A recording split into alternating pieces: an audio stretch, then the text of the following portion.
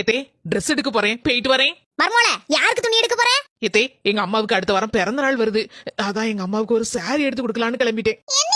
நான் சொல்லுத கடையில எடுங்க, நல்ல நல்ல சேலையா போட்டுருக்கா பாத்துக்கோங்க. மர்மோள என் மொவ சொல்லுத கடையில போய் எடு. 100 ரூபா 150 ரூபாய்க்கு நல்ல நல்ல சேலையா போட்டுருக்கா பாத்துக்கோ. இப்ப என்ன சொல்லி படிஞ்சு இப்ப அழுதுட்டு கிடக்க? வயசான காலத்துல அவ அம்மைக்கு பிறந்த நாள் கழிக்கட்ட என்னவா? ஒரு மாதத்திற்கு பிறகு. தே இந்தாங்க தே, வாங்கிக்கங்க. என்ன மர்மோள வாங்கிட்டு வந்திருக்க? அடுத்த வாரம் உங்களுக்கு பிறந்த நாள் வருதுல தே, அதான் சாரி எடுத்துட்டு வந்திருக்கேன். பிரிச்சு பாருங்க தே, பிடிச்சிருக்கான்னு. மர்மோள சேலை நல்லா இருக்கு, அடி பொலியா இருக்கு. என்ன மர்மோள சேலை 2500 ரூபாய் போட்டிருக்கு. இருக்கட்டு தே, உங்க பிறந்த நாளுக்கு ஒரு நல்ல சேலை எடுத்து கொடுக்கணும்னு நான் நினைச்சதே, அதான் எடுத்துட்டு வந்திருக்கேன்.